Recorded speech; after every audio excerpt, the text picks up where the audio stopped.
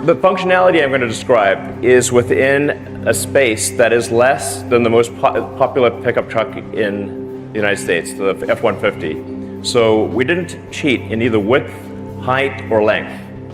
Part of this is the fundamental design change. We moved the mass to the outside. We created an exoskeleton. The functionality I will be describing takes up less room than the F-150, which is the most popular pickup truck in the US. Therefore, we did not falter in terms of length, width, or height. The main modification to the design is the creation of an exoskeleton and the relocation of the mass outside. For unanticipated reasons, the Cybertruck crash test results are terrifying.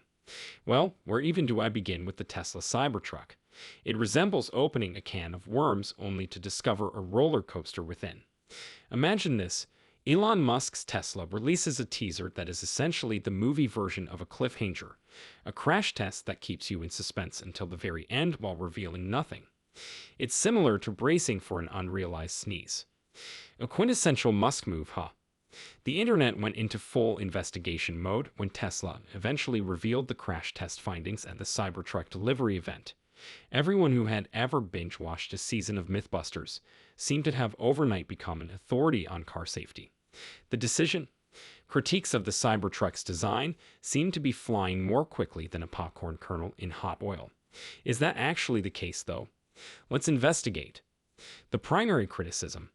This beast of a car turned what appeared to be a normal test into a show of might and drama by taking on an immovable object at a leisurely 35 miles per hour.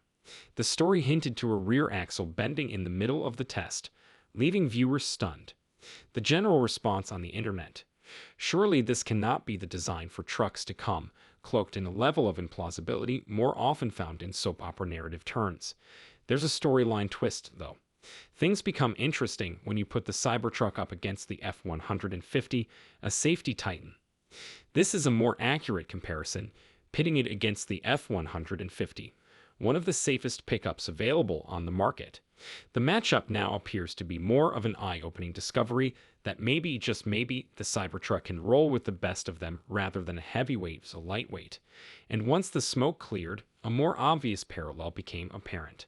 When comparing the Cybertruck's crash test results to those of vehicles like the Ford F-150 Lightning, they ceased to be as pronounced as day and night and instead resembled dusk and twilight. Which car would you want to be in the event of an accident? Both had their moments, but the Cybertruck, in all its gruff splendor, seemed to shrug off side impacts like a seasoned fighter.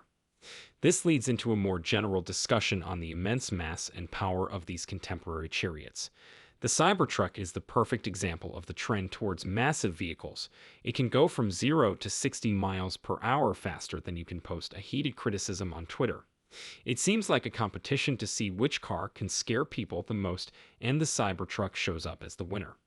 The fact that there is more at stake in the Cybertruck controversy than just the safety record of one particular car is, however, extremely enlightening.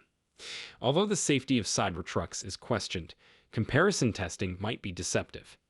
This is a video that an expert created comparing it to other trucks that, in his opinion, have real crumple zones. This is when things start to get a little murky, and not just because someone left the pool skimmer on. A twist exists. The Cybertruck is prepared to demonstrate its mettle in the safety Olympics, just like it is at the starting blocks. Not everybody is applauding from the sidelines. And now here we are, spectating the Cybertruck as it circles the "is it safe" course. Armed with their keyboards and a healthy dose of skepticism, the critics are out in full force.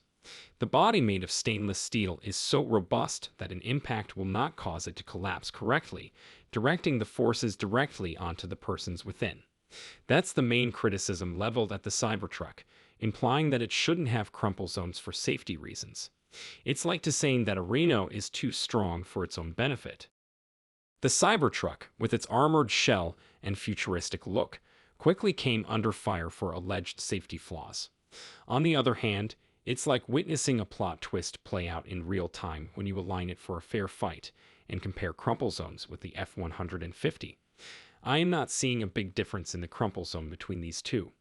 That's a claim that causes you to take notice and reconsider the storyline that has been developing on the safety of the Cybertruck. It turns out that the Cybertruck against F-150 fight is more than simply a comparative analysis. It's a moment of truth that refutes the criticisms. The Cybertruck seems to have turned around and asked its detractors, "You think I can't handle a little rough and tumble? Please hold my beer." This head-to-head against the F-150 highlights the significance of not just accepting safety criticism at face value, but also of probing further to find the true score. This next section is all about going against the grain and, to be honest, physics.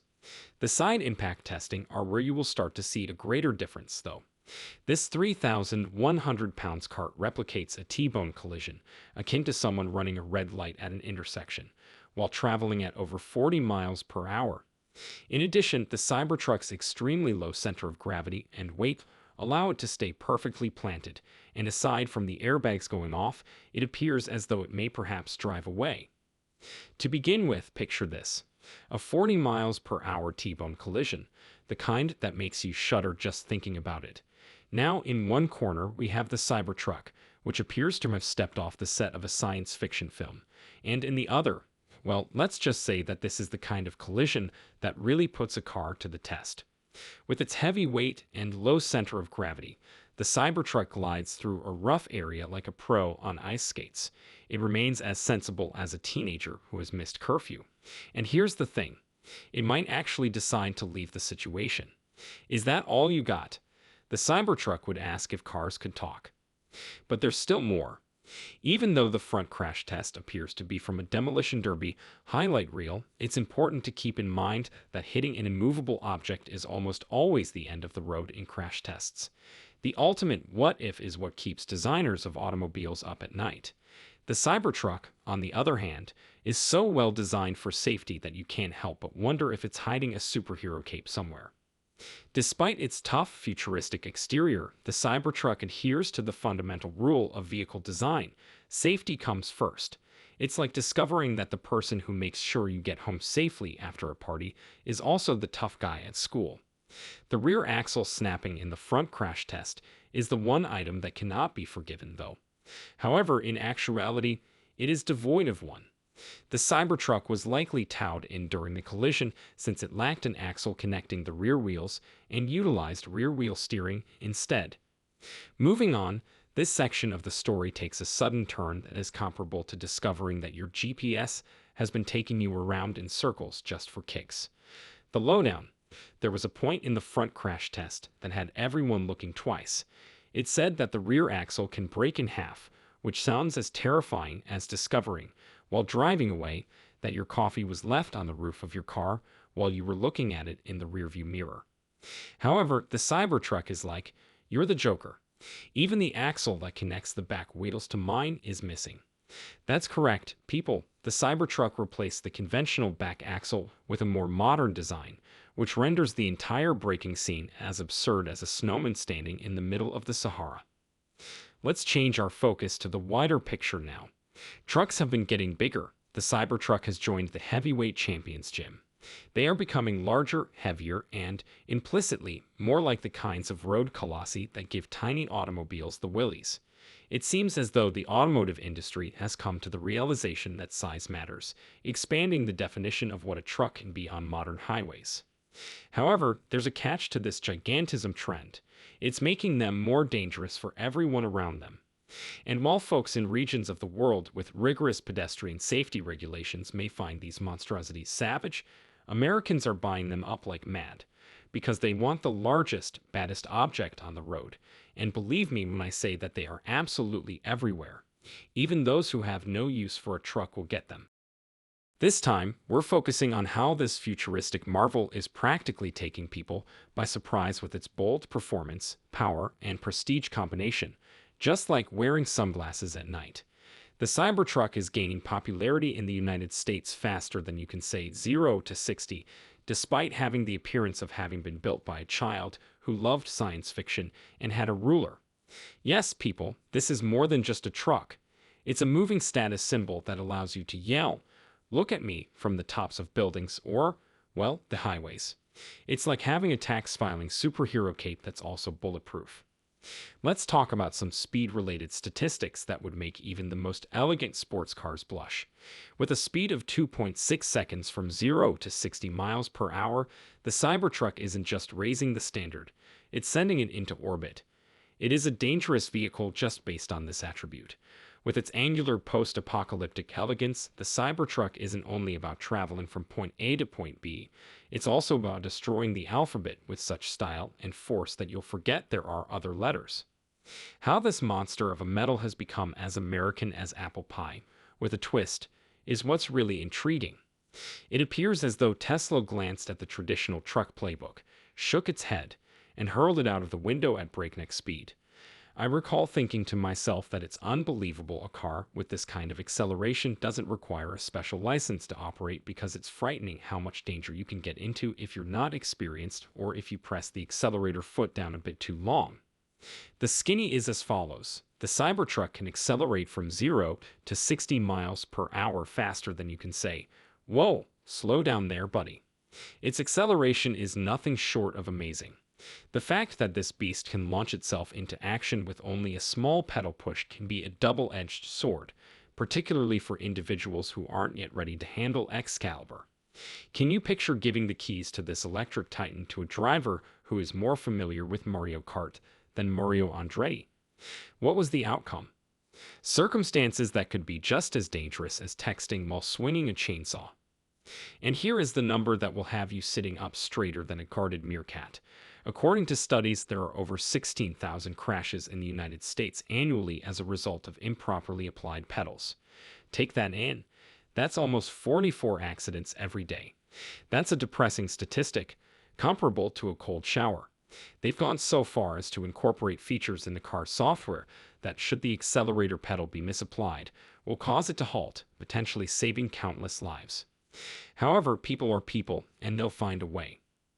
Naturally, Tesla, in its wisdom, built safety mechanisms into the Cybertruck that function as a kind of guardian angel and are intended to prevent the accelerator pedal from being accidentally depressed.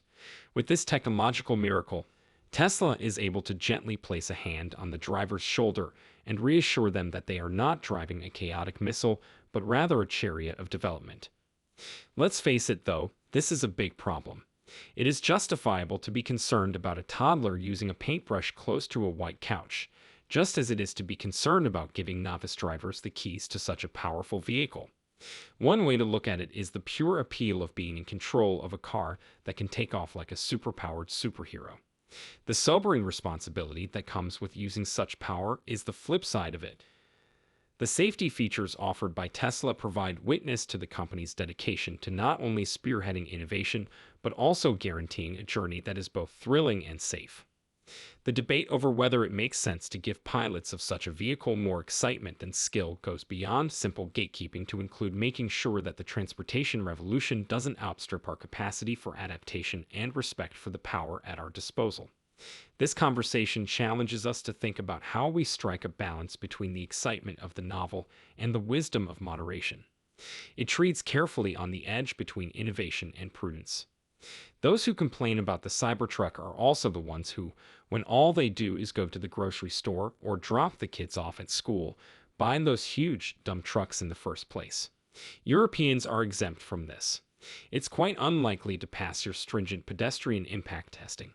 Thus, I doubt you'll ever see one on the roads. Now let's move this conversation about Cybertruck closer to its end. But first, let's quickly go across to Europe on the other side of the Atlantic.